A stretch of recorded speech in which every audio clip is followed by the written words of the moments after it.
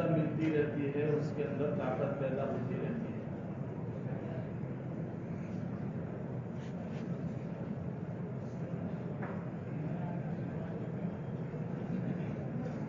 انسان کو کھانے کے لیے اگر مل جاتا ہے تو اس کے جسم کے اندر طاقت پیدا ہوتی رہتی ہے.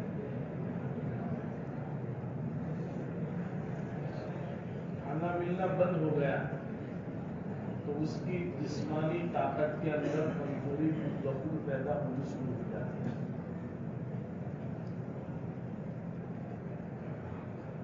روح کی بھی ایک غذا ہے. ایک تو ہے جسم کی غذا، روٹی ہے، چاول ہے، جو پسند آیا وہ کھا لیا، اس سے جسم مضبوط ہوتا ہے.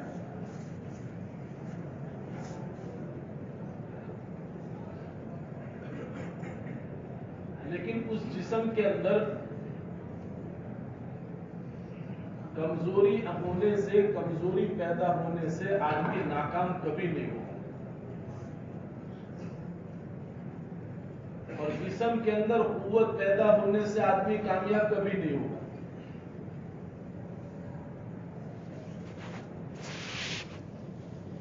کامیابی اور ناکامی اس کی روح کی غذا کے اوپر ہے. اور روحانی غذا کیا ہے؟ وہ ہے اللہ کی یادیں.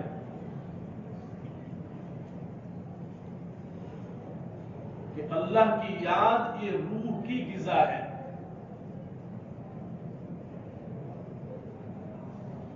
اور روح کو جب تک اس کی غذا ملتی رہے گی وہ ساری بلاؤں سے، روحانی ساری بیماریوں سے وہ پوری کی پوری محفوظ رہے گی. لیکن جہاں روح کو غذا ملنی ختم ہو گئی یا بند ہو گئی تو نتیجہ یہ ہوگا کہ اس کے اندر کمزوری پیدا ہوگی اور روحانی بیماریاں شروع ہو جائیں گی. اچھا، ایک بات یہ بھی سمجھ لے، جسمانی بیماریاں جتنی مہلک ہوتی ہے، روحانی بیماریاں جتنی مہلک ہوتی ہے اتنی جسمانی بیماریاں مہلک نہیں ہوتی.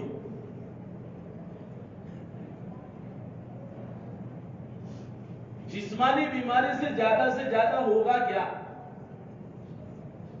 کسی کو پھوڑا ہو گیا، بستر سے ٹھیک ہو گیا، وہ سب سے آخری درجہ موت آ گئی، معاملہ ختم، جسم ختم ہو گیا. لیکن روحانی بیماریاں اتنی خطرناک ہے، اتنی لا علاج ہے. ہاں، اگر اس کو اس کی غذا ملنا شروع ہو جاوے، اس کو اس کی دوائیں ملنی شروع ہو جاوے تو پھر وہ پہلے سے زیادہ تندرست ہو جاتی ہے. روحانیہ بیماریاں بڑی خطرناک ہیں اور اس کے اندر اچھے خاصے ملوث ہو جاتے ہیں. یہ روح کو غذا ملنا ختم ہو گیا تو اس کی بیماریاں شروع ہو گئی. اور یہ اتنی خطرناک بیماریاں ہوتی ہے کہ آدمی ایمان سے بھی ہاتھ دھو بیٹھتا ہے.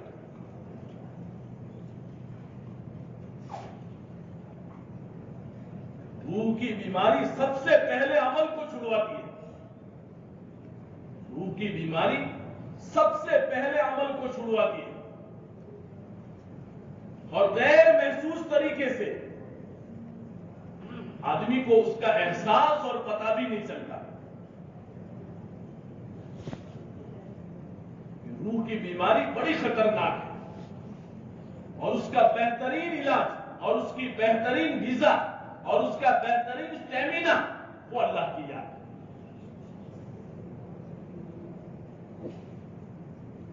لفظ اللہ کے اوپر آدمی کی روح کام اٹھے، لفظ اللہ کے اوپر آدمی کی روح روشن ہو جائے، لفظ اللہ کے اوپر آدمی کا دل منور ہو جائے.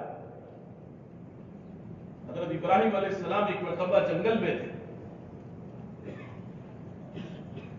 تو امتحان کے طور پر فرشتے بھیجے گئے. ایک فرشتے نے دور کھڑے ہو کر اللہ آواز لگائی. بکریاں چرا رہے تھے. کرنا ہو گیا میرے اللہ کا نام کس نے لیا؟ میرے اللہ کا نام کس نے لیا؟ اس لیے افضل الذکر کسے کہا گیا؟ لا الہ الا اللہ.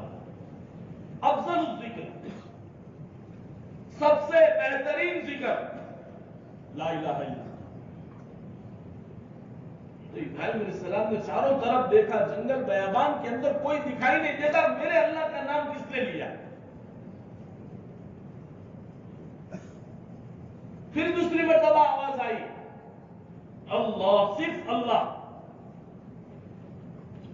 پھر نظر دوڑائی، کوئی نظر نہیں آیا.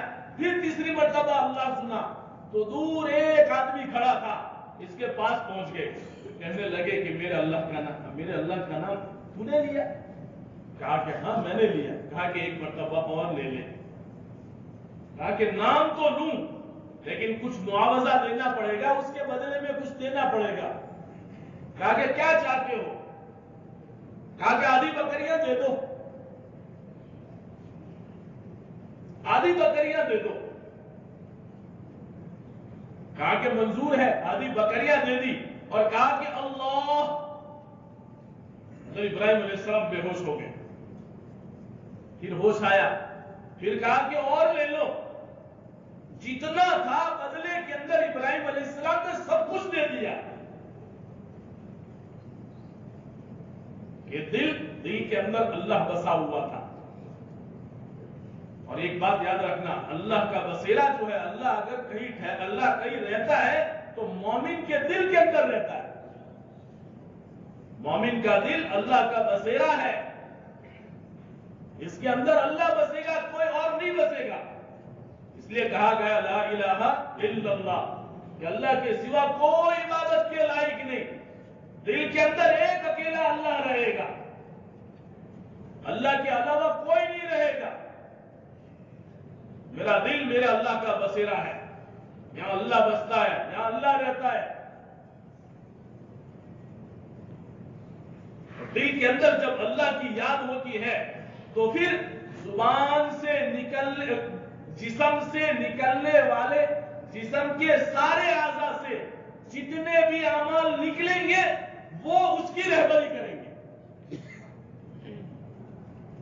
دل کو غذا مل رہی ہے، دل کو اس کا کھانا مل رہا ہے. تو جو برتن صاف شفاف ہوتا ہے نا، تو پھر اس کے اندر سے جو چیز نکلتی ہے وہ بھی صاف شفاف نکلتی ہے.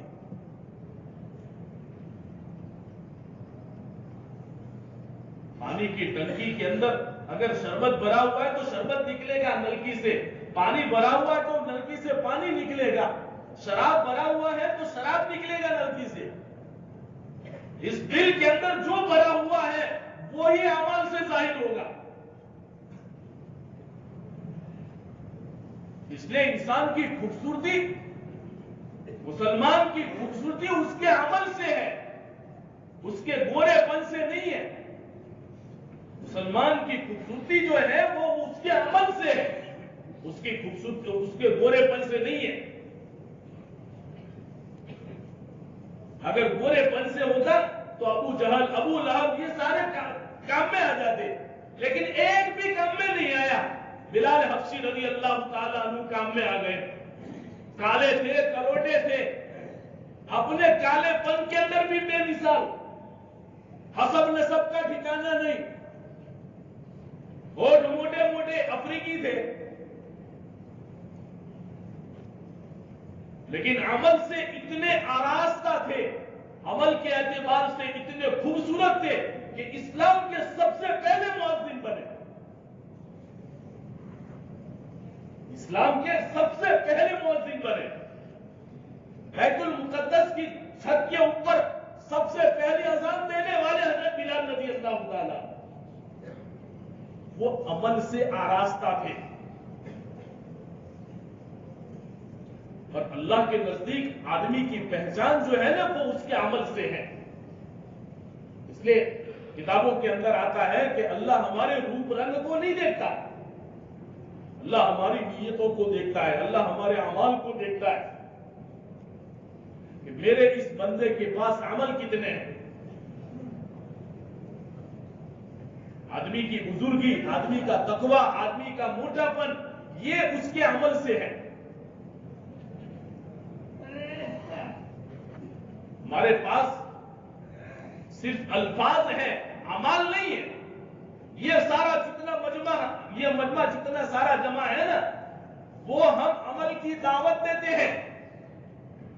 ہمارا کام عمل کی دعوت دینا ہے، لیکن حضور قرآن کے اندر یہ باتیں صاف ظاہر ہے کہ عمل کرنا ہے اور اس عمل کی دعوت دوسروں کو بھی پہنچانی ہے۔ عمل کو کرنا ہے اور اس عمل کی دعوت دوسروں کو بھی پہنچانی ہے۔ یہی تو اصل دعوت و تبلیغ ہے، تبلیغ تو اسی کا نام ہے۔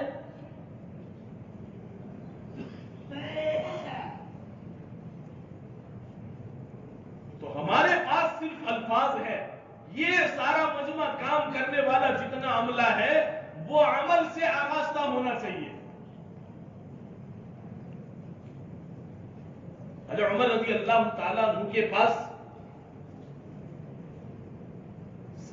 صحابہ کا مجمع بیٹھا ہوا تھا۔ حضرت عمر کا تقریباً زمانہ تھا یا حضرت ابو بکر صدیق رضی اللہ تعالیٰ عنہ کا زمانہ۔ تو ایک آدمی آئے، پوچھنے لگے کہ قرآن کیا ہے؟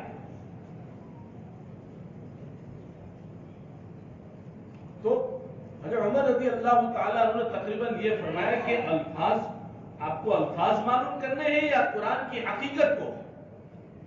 انہوں نے کہا کہ نہیں، ہم قرآن کی حقیقت کو معلوم کرنا چاہتے ہیں، قرآن کی حقیقت کو دیکھنا چاہتے ہیں۔ تو حضرت عمر رضی اللہ تعالیٰ عنہ نے فرمایا اگر الفاظ دیکھنے ہیں تو چھلکوں کے اوپر، ہڈیوں کے اوپر، لکڑیوں کے اوپر آپ کو الفاظ مل جائیں گے قرآن کے، لیکن اگر قرآن کو حقیقی معنی میں دیکھنا ہے تو میرے پورے عملے کو دیکھ لو۔ اتنا کانفیڈنس کے ساتھ کہتے ہیں میرے پورے عملے کو دیکھ لو، یہ قرآن ہے۔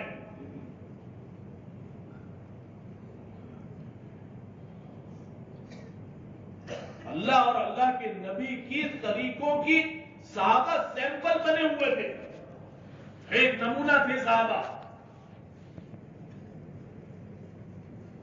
مجدد الف ثانی رحمت اللہ علیہ کی خدمت میں ایک کسی سلسلے کے بزرگ آئے، آ کر کہنے لگے حضرت کوئی کرامت دکھاؤ۔ تو حضرت مجدد الف ثانی رحمت اللہ علیہ نے فرمایا کہ متواضع آدمی تھے بڑی ہستی، تو کہنے لگے کہ حضرت میں کیا کرامت دکھا سکتا ہوں، میں تو اس کا حل بھی نہیں ہوں۔ تو انہوں نے سوچا کہ چلو یہ نہیں دکھاتے تو میں دکھا دوں۔ کچھ سر جھکایا، سرہند کی زمین ہلنے لگی، سرہند کی زمین ہلنے لگی۔ تو مجدد الف ثانی رحمت اللہ علیہ نے سوچ لیا کہ انہوں نے اپنی کرامت ظاہر کی، تو انہوں نے ان بزرگ سے کچھ نہیں کہا، اپنے خادم کو بلایا اور کہا کہ طاقچے کے اندر میری مسواک رکھی ہوئی ہے، اس مسواک کو لے آؤ۔ خادم مسواک لے کر آیا، حضرت نے اس مسواک کو ادب سے ہاتھ میں اٹھایا اور ادب سے زمین کے اوپر رکھا جہاں دونوں حضرات بیٹھے ہوئے تھے۔ زمین کا زلزلہ ختم ہو گیا، جیسے ہی مسواک رکھا زمین کا زلزلہ ختم ہو گیا۔ یہ اچانک چونک اٹھے کہ یہ کیا ہوا، میری کرامت سے بھی کوئی اونچی کرامت ہے؟ تو تعجب سے دیکھنے لگے۔ حضرت مجدد الف ثانی رحمت اللہ علیہ نے فرمایا کہ ارے اللہ کے بندے، تم نے اپنی کرامت ظاہر کی۔ بندہ اگر اپنی کرامت کو ظاہر کرے تو سرہند کے قبرستان کے مردوں سے بات بھی کر سکتا ہے، لیکن ایک بات یاد رکھنا، آپ کی کرامت سے سرہند کی زمین ہل سکتی ہے، میری کرامت سے سرہند کے زمین کے مردوں سے بات کر سکتا ہوں، لیکن آپ کی اور میری ان دونوں کرامتوں سے اللہ کے نبی حضرت محمد صلی اللہ علیہ وسلم کی وضو کے اندر مسواک کی جو سنت ہے ان دونوں کرامتوں سے افضل ہے۔ میرے نبی کی مسواک کی سنت جو ہے ہم دونوں کی کرامتوں سے افضل ہے۔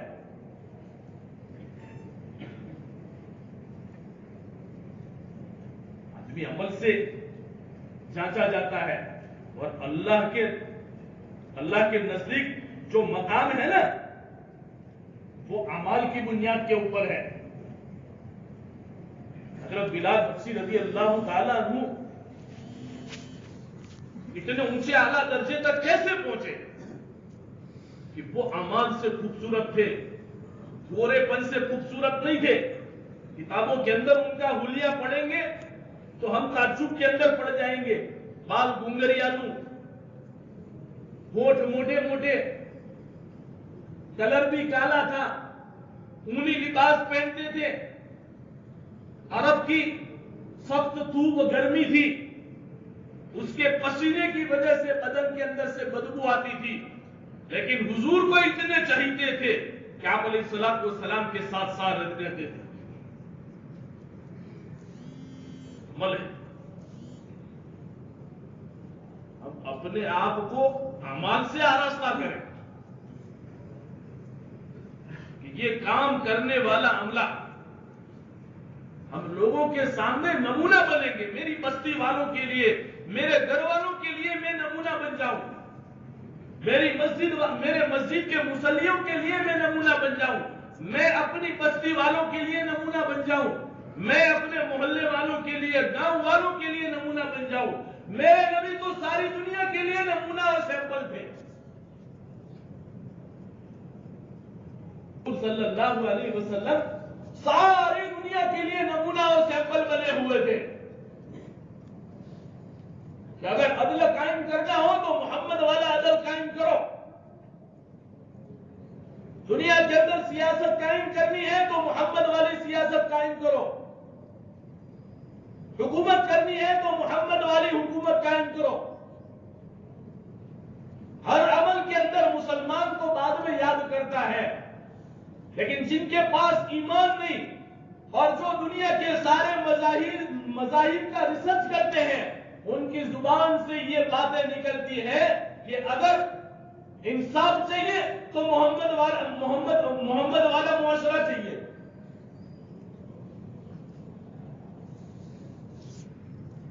محمد والی تہذیب چاہیے۔ حضور پاک علیہ الصلوۃ والسلام نے اپنے آپ کو عملی نمونہ امت کے سامنے، بلکہ آنے والی قیامت تک کی ساری انسانیت کے لیے اللہ کے نبی نے اپنے آپ کو نمونے کے طور پر پیش کر دیا، اور حضور نے وہ کیا تاکہ کرنے والوں کو بوجھ نہ پڑے، کوئی یہ نہ کہہ سکے۔ حضور نے صرف کہا نہیں بلکہ کر کے بتایا کہ دیکھو ہو سکتا ہے، کر سکتے ہیں، کیا۔ میرے پاس میرے نبی کا سب سے بہترین اسوہ ہے، میرے پاس میرے نبی کا سب سے بہترین طریقہ ہے۔ حضور اکرم صلی اللہ علیہ وسلم ہماری 24 گھنٹے کی زندگی کے نمونہ ہے صلی اللہ علیہ وسلم۔ کہ آپ علیہ الصلوۃ والسلام رات کو سوتے کیسے تھے؟ ہم صرف بات نہیں کریں گے، ہم عمل کریں گے۔ ہم جو کام کو لے کر چل رہے ہیں، جن کام کی فکریں ہم کر رہے ہیں، وہ صرف بول کا کام نہیں ہے، بول کے ساتھ عمل بھی ہے۔ بول، ایک بات یاد رکھنا، جو بولا صحابہ کی ایک خوبی تھی کہ جو بولتے تھے وہ کرتے تھے۔ صحابہ جو بولتے تھے وہ کرتے تھے، اور جو کہتے تھے وہ ان کی زندگی کے اندر ہوتا تھا۔ تو ان کی چھوٹی سی تھوڑی سی مختصر سی بات کے اندر وہ اثر ہوتا تھا کہ جس کی کوئی انتہا نہیں. ہمارے بیانوں سے اثر نہیں ہوتا، ان کے ایک جملے سے سامنے والے کا دل پگھل جاتا. فضائل عمل کے اندر، حکایت صحابہ کے اندر بہت سارے قصے ایسے ملیں گے کہ ایک آدمی ایمان سے کوڑا ہے، وہ ایمان والوں کے مجمع میں جاتا ہے. جب واپس آتا ہے تو جن کے پاس ایمان نہیں، وہ ان کی چال سے یہ کہہ دیتا تھا کہ یہ بدل گیا. پڑھا ہے نا؟ وہ ان کی چال سے گیا تھا تو کفر کی حالت میں، لیکن جب ایمان لے کر آیا ان کو پتہ نہیں ہے کہ یہ ایمان لے کر آیا، لیکن ان کی چال سے، ڈال سے، ان کی بات سے وہ خود کہتے تھے کہ یہ بدل گیا.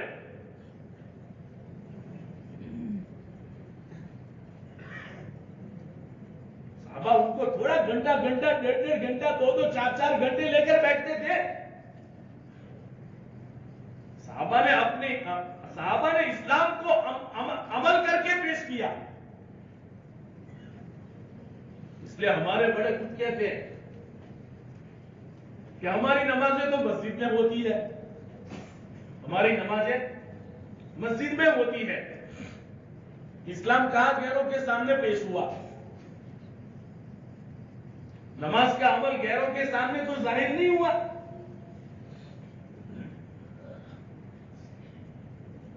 ہمارے روزے سائلنٹ عبادت ہے. روزے کی عبادت کیسی ہے؟ بالکل سائلنٹ عبادت. کس کو پتا چلے گی کہ روزہ رکھا ہے کہ نہیں رکھا ہے؟ ظاہر میں تو بھوکا رہنے کا نام روزہ ہے. زکات ہماری کہاں ہوتی ہے؟ مسلمان غریب کے اندر کسی اور کو نہیں دے سکتے، غریب مسلمان کو دے سکتے ہیں. حج ہمارا بیت اللہ کے اندر جہاں کسی اور کو انٹری نہیں. ہمارا اسلام اوروں کے سامنے کیسے پیش ہوگا، دنیا کے دوسرے مذاہب کے سامنے ہم ہمارے اسلام کو کیسے پیش کریں گے؟ صحابہ نے عملاً دنیا والوں کے سامنے اسلام کو پیش کیا. افریقہ کے ملکوں کے اندر صحابہ گئے، کہاں افریقی زبان، ان کو عربی کے علاوہ کوئی زبان نہیں آتی تھی. عربی کے علاوہ ان کو افریقی زبان نہیں آتی تھی، لیکن افریقہ کے اندر پہنچ گئے اور عمل سے اسلام کو پیش کیا. اسلام کیسے پیش کیا؟ عمل کے ذریعے.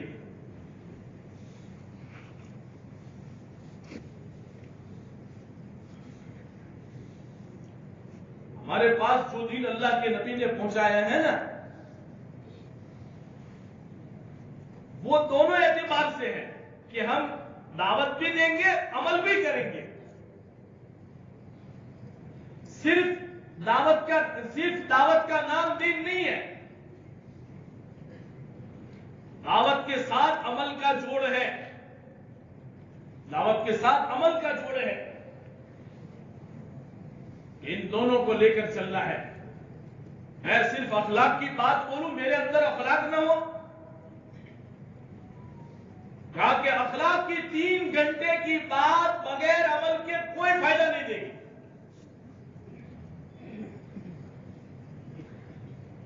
انصاف کی 3 گھنٹے کی بات بغیر عمل کے سامنے والے دل کے اندر کوئی اثر پیدا نہیں کرے گی.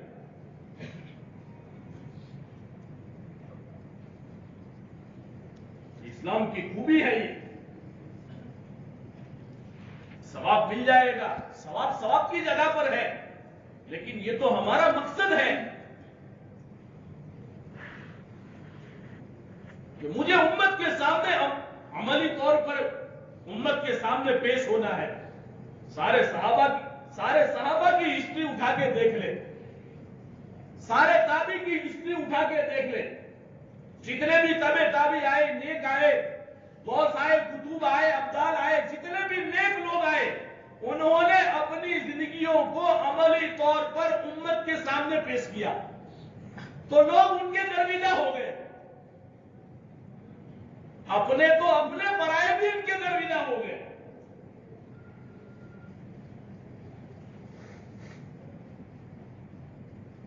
मानने वाले तो मानते हैं, लेकिन जिनके पास ईमान नहीं है वो भी उनके मुतक़िद है। क्या था इनके पास? अमली जामा उन्होंने पहनाया हुआ था। मेरे पास अमल नहीं है दोस्तों बुजुर्गों। हम एक मर्तबा जमात में गए थे, तो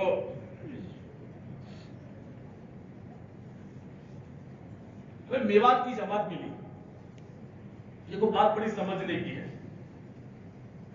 तो मैं तो घबरा गया, मैं और हमारे दूसरे साथी थे मौलवी अब्दुल सत्तार खंबात के। यार ये हमारी इस्लाह कर देंगे। हम तो डर रहे थे यार हमारी इस्लाह हमारी हो जाएगी। इसमें होते बेचारे भोले भाले होते हैं। तो हम मौलवी मूसा सामरोदी,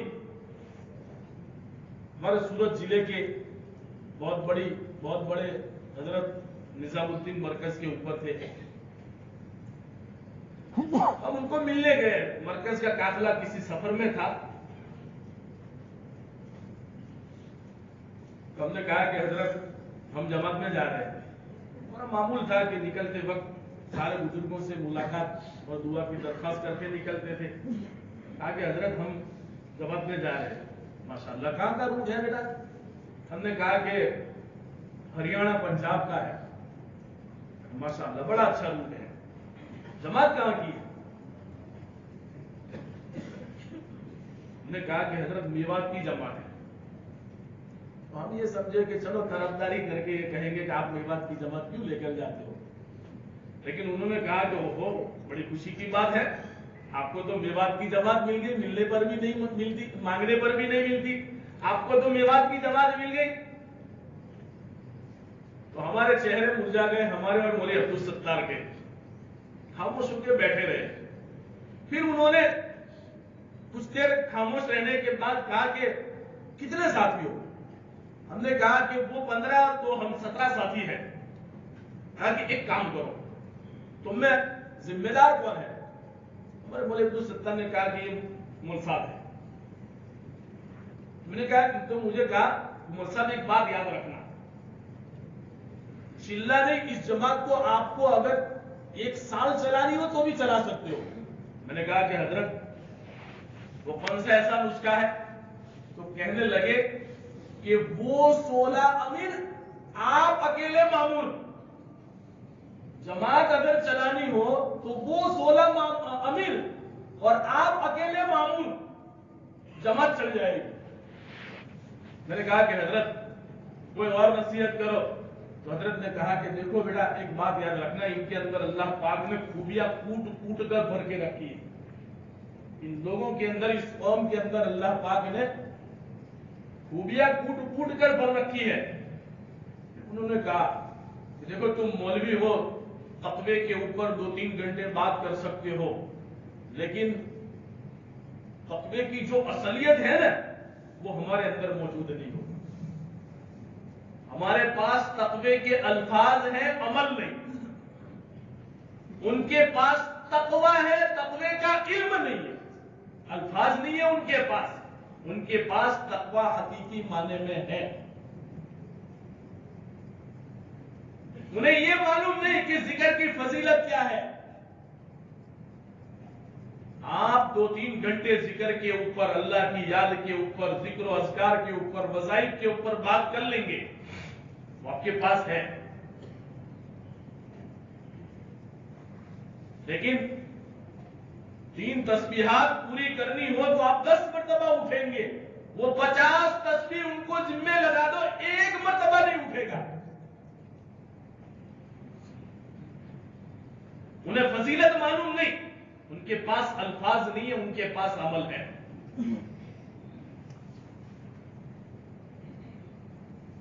दावत, आप दावत के ऊपर बोल सकते हो, आप थक जाएंगे, वो दावत देते देते नहीं थकेंगे, उनके पास अल्फाज नहीं, अमल है।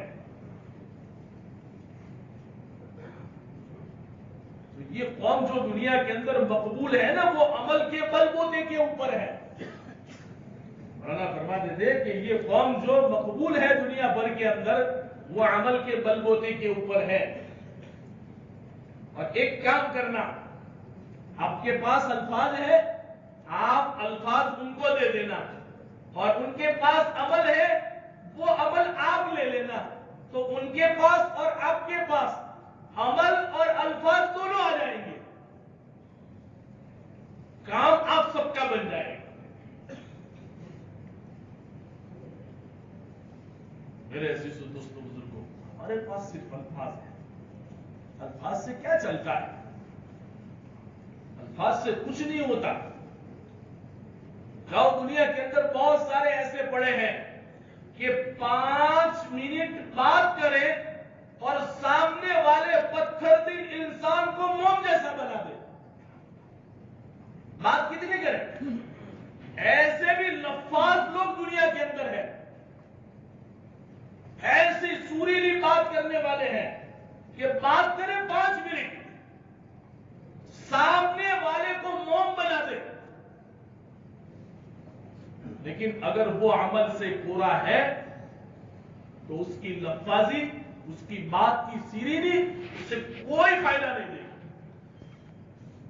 گا. میرے عزیز و دوستو بزرگوں، میرے پاس الفاظ نہیں ہے لیکن عمل ہے، یہ کام میں ضرور آئے. حضور صلی اللہ علیہ وسلم کی زندگی کی پوری ہسٹری اٹھا کے دیکھ لے، کون سے لمبے بیانات اللہ کے نبی نے کیے. حضرت جی مولانا الیاس صاحب رحمۃ اللہ علیہ زبان کے اندر نکلت تھی، ایک ایک الفاظ کو کئی کئی مرتبہ بولتے تھے. ان کے بیانات لمبے نہیں ہوتے تھے، لیکن عمل کی وجہ سے بات کے اندر وہ تاثیر ہوتی تھی کہ سامنے والا موم ہو جاتا تھا صرف عمل سے. میرے عزیز و دوستو بزرگوں، حضور اکرم صلی اللہ علیہ وسلم نے ہمیں شام سے لے کر صبح تک اور صبح سے لے کر شام تک زندگی کا 24 گھنٹے کی زندگی کا ایک ڈھانچہ دیا ہے کہ کون سے وقت میں کیا کرنا ہے، کون سے وقت کے اندر کیا کرنا ہے.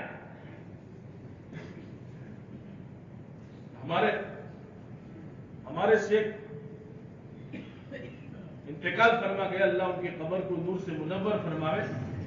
فرمایا کرتے تھے کہ آدمی اگر حضور صلی اللہ علیہ وسلم جس طریقے سے استنجے کے لیے جاتے تھے اسی ترتیب سے اور اسی ہیئت اور اسی شکل سے استنجے کھانے کے اندر جائے گا تو بھی یہ عمل اس کا عبادت کے اندر گنا جائے گا. اس کا یہ عمل عبادت کے اندر گنا جائے گا. چاہے وہ قبض کا مریض ہو، آدھا گھنٹہ بیٹھا ہے، لیکن اللہ کے نبی نے جو طریقہ اپنایا تھا استنجے کے لیے کہ الٹے پیر سے داخل ہونا، نیچے بیٹھتے ہوئے کپڑے اتارنا، سطر کی طرف نہ دیکھنا، الٹے ہاتھ سے استنجا کرنا، کوئی دنیا کی بات نہ کرنا، کوئی ذکر نہیں کرنا، جو ٹوائلٹ کے آنے جانے کے طریقے ہیں، اگر اللہ کے نبی نے جو طریقہ بتایا ہے اس کے مطابق وہ اگر وہ طریقے کو اپنائے گا تو یہ بھی عبادت سے خالی نہیں ہے. ایک ڈھانچہ دیا اللہ کے نبی نے ہم سب کو، ہمیں ویسے نہیں چھوڑا. کسی موڑ کے اوپر اللہ کے نبی نے ہمیں بے سہارا نہیں چھوڑا ہے. وہ یہودی تو مذاق کے طور پر صحابہ سے کہتے تھے کہ او ہو تمہیں تمہارا نبی استنجے کا طریقہ بھی سکھاتا ہے، ہمارے نبی تمہیں استنجے کا طریقہ بھی سکھاتے ہیں کہ استنجا کیسے کرنا.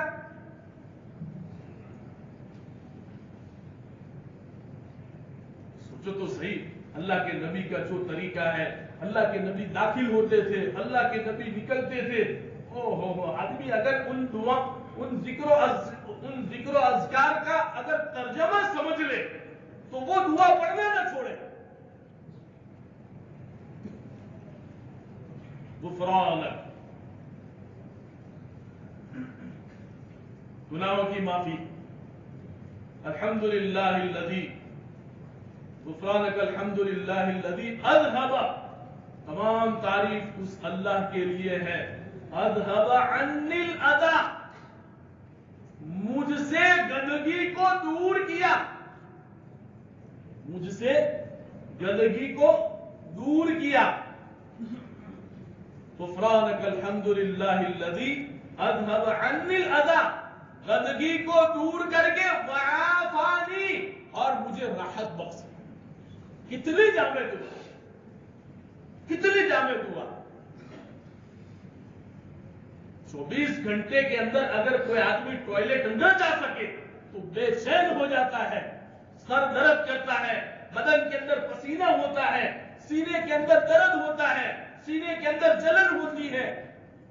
एक 24 घंटे का एक अमल छूट गया, हालांकि वो अमल अगर कोई बोलना तस्कीरा करे तो भी उसको पागल कहेंगे, क्या यार ऐसी बेकार की फजूल की बातें करता है।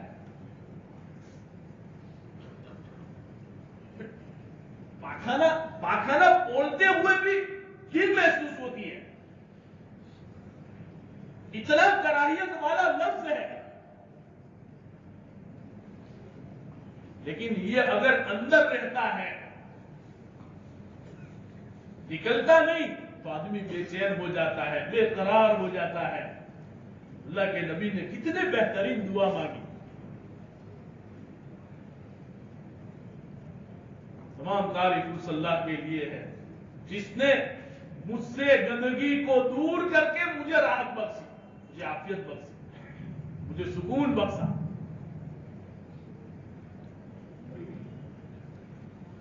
अल्लाह के नबी हज़रत मोहम्मद सल्लल्लाहु अलैहि वसल्लम ने हमारी सुबह से लेकर शाम तक और शाम से लेकर सुबह तक पूरी रहबरी की हमारी, और उस रहबरी के अंदर जर्रा बराबर भी नुकसान नहीं, उस रहबरी के अंदर जर्रा बराबर भी नुक्स नहीं है, मुकम्मल रहबरी फरमाई।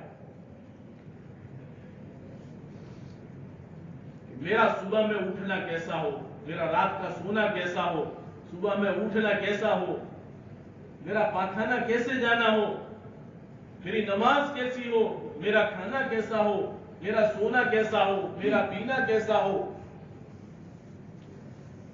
हुज़ूर सल्लल्लाहु अलैहि वसल्लम ने हमें पूरी जिंदगी हमारे सामने अमली तौर पर पेश की,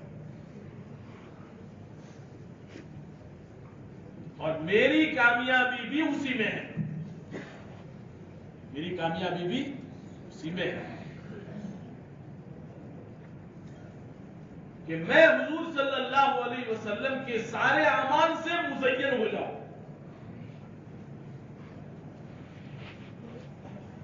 कि मेरी फिक्र अल्लाह के नबी सल्लल्लाहु अलैहि वसल्लम की फिक्र आखिरी लम्हे तक थी। हुजूर सल्लल्लाहु अलैहि वसल्लम की जो फिक्र थी वो आखिरी लम्हे तक थी। सहाबा की फिक्र आखिरी लम्हे तक थी। हज़रत उमर रज़ी अल्लाह ताला अन्हु को जिस वक्त खंजर लगा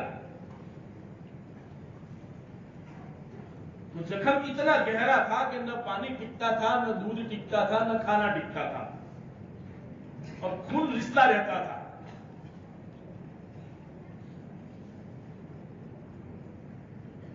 बार बार बेहोश हो जाते, बेहोश में आते, बेहोश हो जाते, फिर होश में आते। लोग खबर देखने के लिए आते थे, जाते थे, जाते थे, आते थे, जाते थे। एक नौजवान आया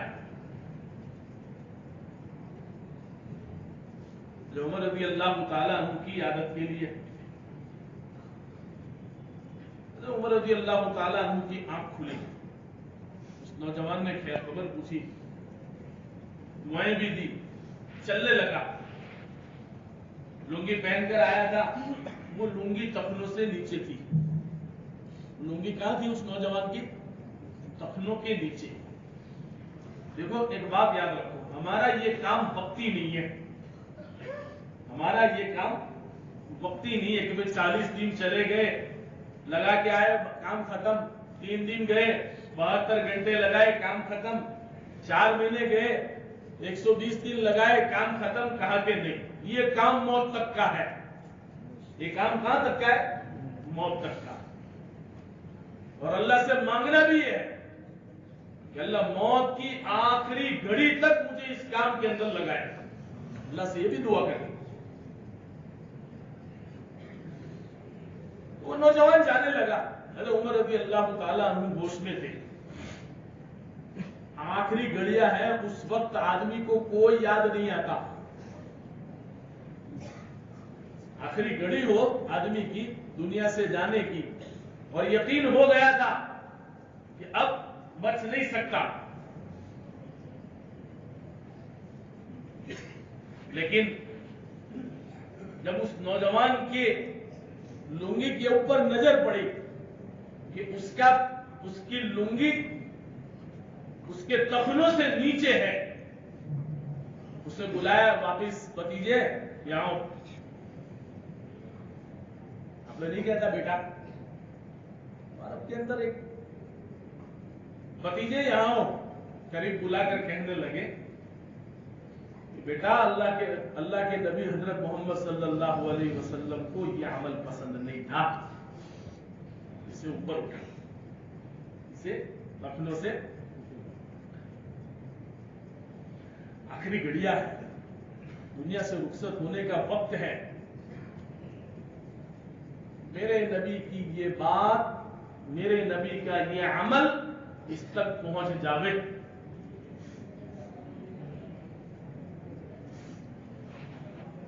भाई आगे हो जाओ, ओ बुजुर्गों, थोड़े थोड़े आगे हो जाओ।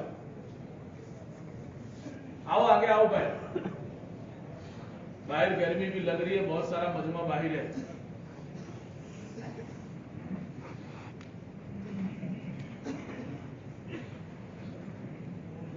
तो काम हमारा मौत तक का है।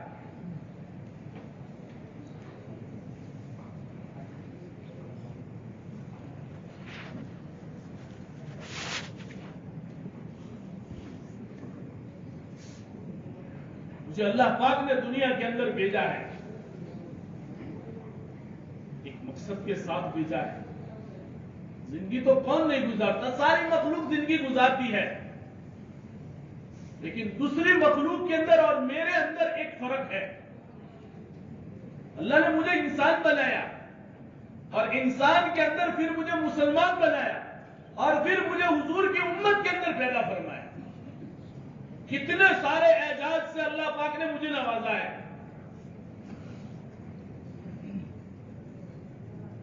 अल्लाह पाक ने एजाज कितने सारे अता फरमाए। देखो ये उम्मत है ना, इबादत की बुनियाद के ऊपर पैदा नहीं की गई। इस उम्मत को अल्लाह पाक ने इबादत की बुनियाद के ऊपर पैदा नहीं की।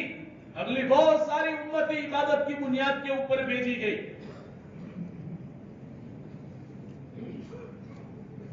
इस उम्मत को अल्लाह पाक ने एक बहुत बड़ा काम अता फरमाया है।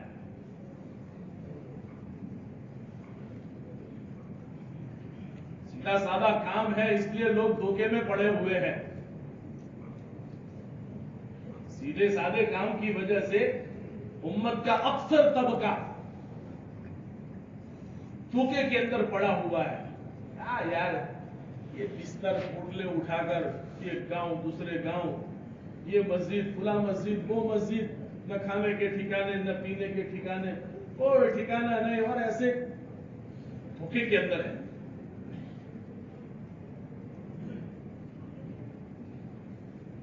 अल्लाह पाक ने बहुत बड़ा काम दिया है। कुंतुम खैर उम्मतिन उखरिजत लिन्नास, अल्लाह ने हमें निकाला गया है।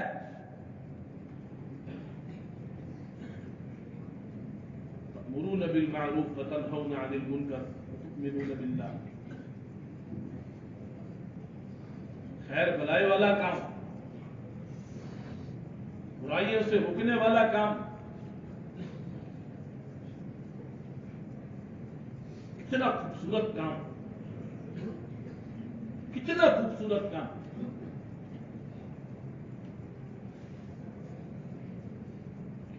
کام کے ذریعے اللہ پاک ہماری خود کی اصلاح فرمائے گا، جس کی ہمیں خود کو ضرورت ہے، اور ہم اس کام کو کریں گے، نیت یہ ہماری ہوگی کہ ہماری خود کی اصلاح ہو، میری خود کی اصلاح، میں اعمال کے اوپر آ جاؤں، میری زندگی کے اندر اللہ کے نبی کے طریقے آ جائے، کہ میرا چلنا، میرا اٹھنا، میرا بیٹھنا، میرا کھانا، میرا پینا، میرا بات کرنا، سب کچھ میرے اندر ہونا چاہیے۔ میں صرف بولوں گا نہیں، میرے بول کے ساتھ میرے عمل بھی ظاہر ہوں گے، میرے بول کے ساتھ میرے عمل بھی ظاہر ہوں گے۔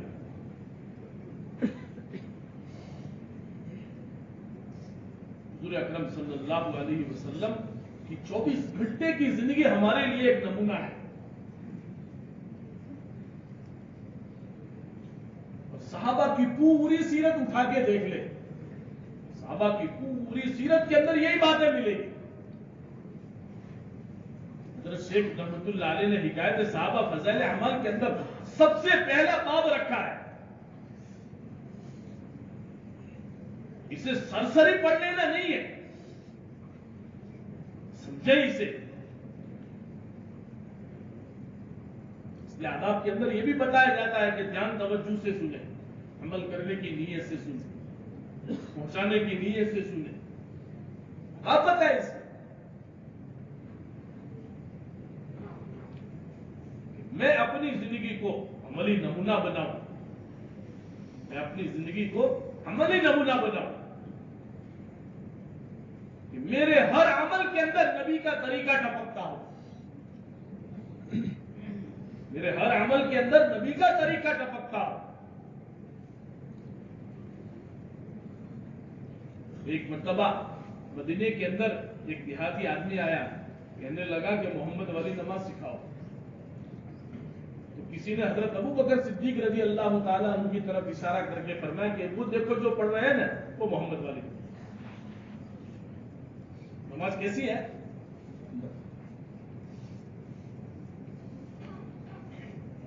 ہماری نماز بھی سمپل، ہمارا چلنا، حضور صلی اللہ علیہ وسلم چلتے تھے، لوگ ان کی چال کو دیکھنے کے لیے آتے تھے۔ اللہ کے نبی جب چلتے تھے تو چال کو دیکھنے کے لیے لوگ آتے تھے۔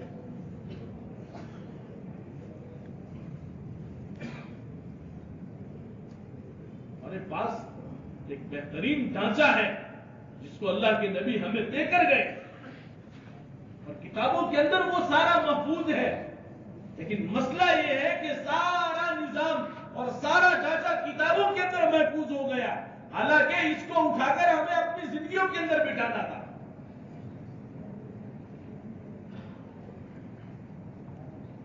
اس کو ہم اگر اپنی زندگیوں کے اندر اپنا لے، بٹھا لے، تو میرے عزیز و دوست بزرگوں، دنیا کے اندر اللہ پاک ایک فضا قائم کرے گا، جو فضا اور جو ماحول صحابہ کرام کے زمانے کے اندر،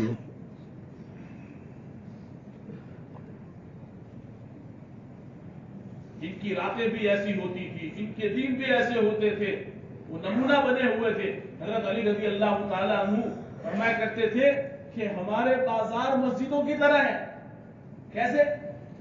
ہمارے بازار مسجدوں کی طرح ہے، کہ جیسے مسجدوں کے اندر جھوٹ بولا نہیں جاتا، ہمارے بازاروں کے اندر بھی جھوٹ نہیں بولا جاتا، مسجد کے اندر دھوکہ نہیں دیا جاتا، ہمارے بازاروں کے اندر بھی دھوکہ نہیں دیا جاتا،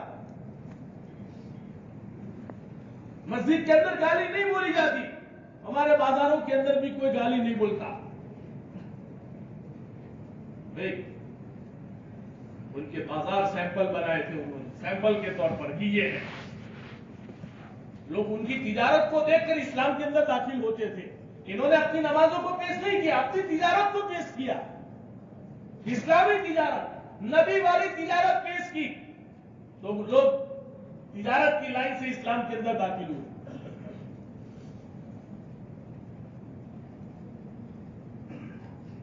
ہر عمل کے اندر صحابہ امت کے سامنے نمونہ بن کر آتے تھے ہر عمل کے اندر. میرے عزیز دوست بزرگوں، ہمارے پاس الفاظ ہیں، لیکن اللہ کرے الفاظ کے ساتھ عمل ہو جاوے تو سونے پہ سہاگا. الفاظ کے ساتھ اگر عمل کا جوڑ بیٹھ جاوے تو سونے پہ سہاگا. وہ باتیں ہمارے اندر پیدا کرنی اور دعوت کے اس مبارک محنت کے اندر ان باتوں کا ہونا بہت ضروری. کہ نفلوں کی پابندی ہو، سنتوں کی پابندی ہو، ذکر و اذکار کی پابندی ہو، اوراد و وظائف کی پابندی ہو، قرآن پاک کی تلاوت کی پابندی ہو. نوافل سمجھ کے ہم چھوڑ دیتے ہیں. نفل اچھے، نفل کا مسئلہ بھی معلوم، نفل کا مسئلہ ہمیں پورا معلوم کہ پڑھ لیں گے تو ثواب، نہ پڑھیں گے تو گناہ بھی نہیں. یہاں نیکی اور برائی کا مسئلہ نہیں ہے، یہاں نیکی اور برائی کا مسئلہ نہیں ہے. طریقہ کس کا ہے؟ محمد عربی صلی اللہ علیہ وسلم کا طریقہ ہے. حضور نے صبح میں اٹھ کر، نیند سے اٹھ کر کبھی دعا کو نہیں چھوڑا. سونے سے پہلے اللہ کے نبی نے کبھی دعا کو نہیں چھوڑا. سفر کی دعا نہیں چھوڑی، مسجد کی دعائیں نہیں چھوڑی، بیت الخلا کی دعائیں نہیں چھوڑی، سفر کی دعائیں نہیں چھوڑی، کھانے پینے کی دعائیں نہیں چھوڑی. حالانکہ سب میں پھل ہے، لیکن حضور صلی اللہ علیہ وسلم نے اس کے اوپر پوری پابندی کی. نماز کے اندر کتنی ساری سنتیں ہیں. وضو کے اندر آدمی ہاتھ دھوتا ہے، اس کی بھی دعا ہے. کلی کرتا ہے، اس کی دعا ہے. ناک میں پانی چڑھاتا ہے، اس کی دعا ہے. منہ دھوتا ہے، اس کی دعا ہے. ہاتھ دھوتا ہے، سیدھا ہاتھ دھوتا ہے، اس کی دعا. الٹا ہاتھ دھوے، اس کی دعا. سر کے اوپر مسا کرے، اس کی دعا. گردن کے مسے کی دعا. سیدھا پیر دھونے کی دعا، الٹا پیر دھونے کی دعا. ساری دعائیں اللہ کے نبی کی طرف سے مذکور ہے.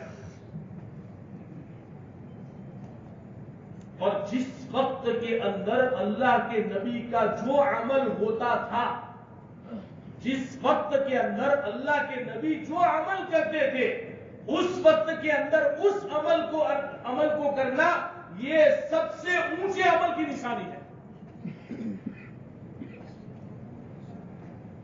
حضور صلی اللہ علیہ وسلم نے جس موقع پر جو عمل کیا، وہ عمل اس وقت سب سے افضل ہے. پھر قرآن کے بجائے دعا کیوں نہ ہو، لیکن اس وقت اللہ کے نبی نے اگر دعا پڑھی ہے تو دعا افضل ہے.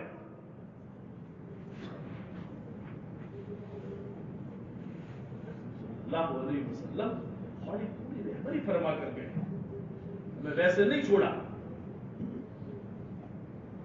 میرے عزیزوں، دوستوں، بزرگوں، میرے پاس اللہ کے نبی حضرت محمد صلی اللہ علیہ وسلم کا اسوہ ہے. اللہ کے نبی کی زندگی ہے میرے سامنے. مجھے اپنی زندگی کو کامیاب بنانے کے لیے مجھے کیا کرنا چاہیے کہ میں اللہ کے نبی حضرت محمد صلی اللہ علیہ وسلم کی ساری سنتوں کو، سارے طریقوں کو جان کر اپنی زندگی کے اندر اپناؤں. پھر اس کے بعد دیکھو دوستو بزرگوں، یہ روح کے اندر اللہ پاک وہ طاقت پیدا کرے گا کہ جسم کی بیماری سے جسم کی بیماری کا تو کوئی مسئلہ ہی پیدا نہیں ہوگا. پھر اللہ پاک اسے روحانی بیماریوں سے اس کی حفاظت کرے گا.